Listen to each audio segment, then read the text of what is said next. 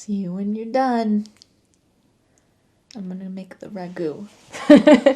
Thank you for pressing play and setting it up. You're welcome. Hello. What a interesting start to the podcast.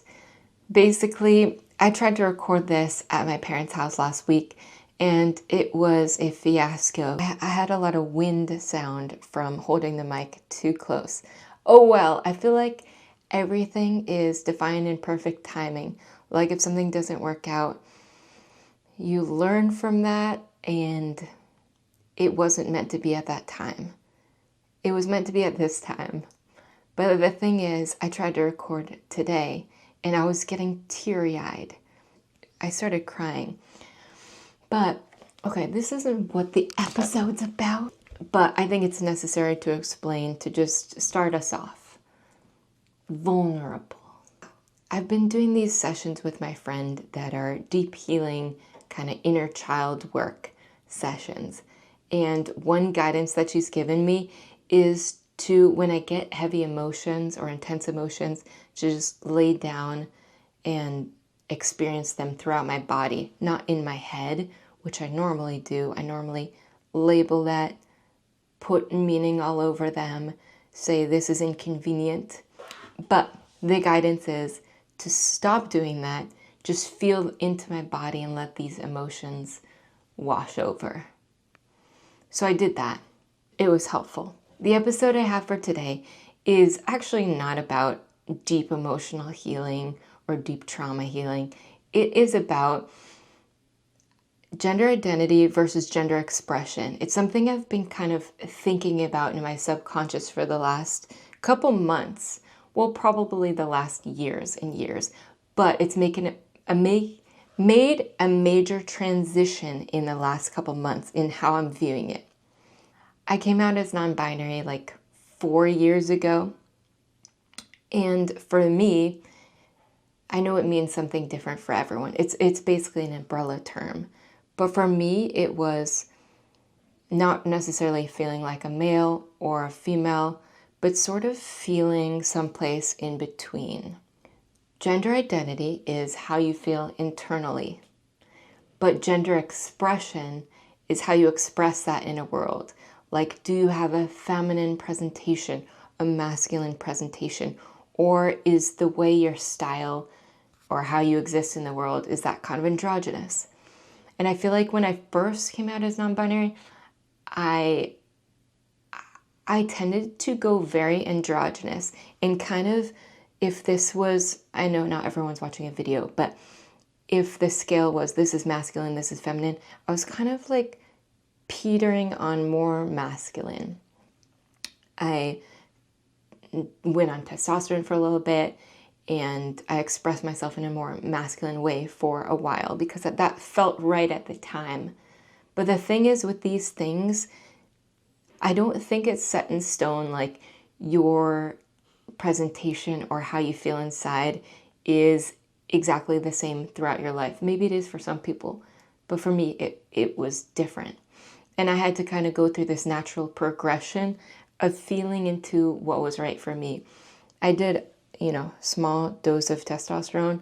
That felt good for a while, and I actually like that it got my voice a little lower. But ultimately, I realized this isn't what I want for me personally. But of course, it's great for a lot of people. Anyway, that's besides the point. I ended up getting top surgery, which not everyone wants as well. But for me, it was a great decision. What's happened over the last probably 6 months is my gender expression has gotten more feminine, whereas like years ago it was very feminine. But when I first came out as non-binary, I kind of thought in order to have people believe me, I had to express in this more androgynous expression, like I had to have my presentation exactly as I felt on the interior. But really, why? Why? As I've talked about in a lot of videos and whatnot, I've explored the notion of boys wearing makeup and how, like, makeup isn't an inherently feminine thing. In ancient Egypt, men wore makeup. In those old paintings with the men with their hair and their wigs and their white face, like that was masculine at the time. So it's very much a social construct. And so I've explored that in videos. And with myself, I do like wearing makeup.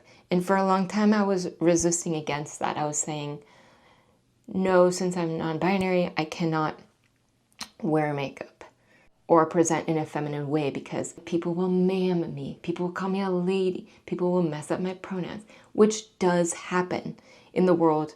I'm very much perceived as a female, and that's kind of like the trade-off I make. But nothing has changed on the inside. Like the inside is very much still non-binary, but presenting in more of a feminine way. Maybe not, I'm not wearing like pink dresses all the time, ever, but my presentation can be more feminine. But that's just kind of more fun for me. But really, it has no bearing on how I feel inside.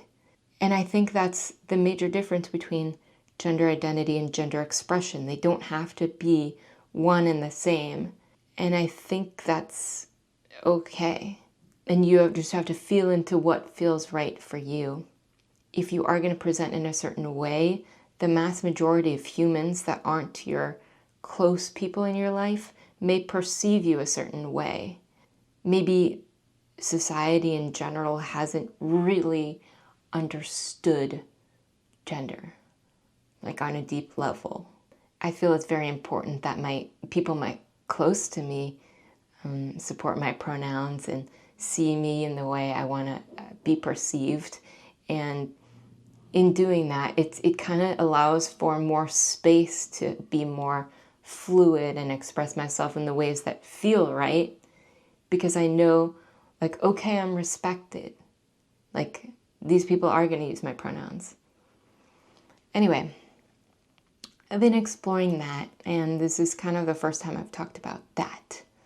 In any case, however you feel or however you express yourself is valid. It might change. It doesn't matter. There's so much more to a human than gender. It does feel good to be true to yourself and be in alignment with that and not resist it and be able to express that in a safe way and have that feel validated. Hopefully you have people in your life that do give you that safe space.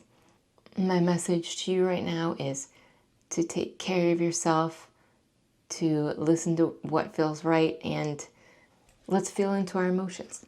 Let's feel how they feel in our body. Anyway, thanks for listening. See you soon.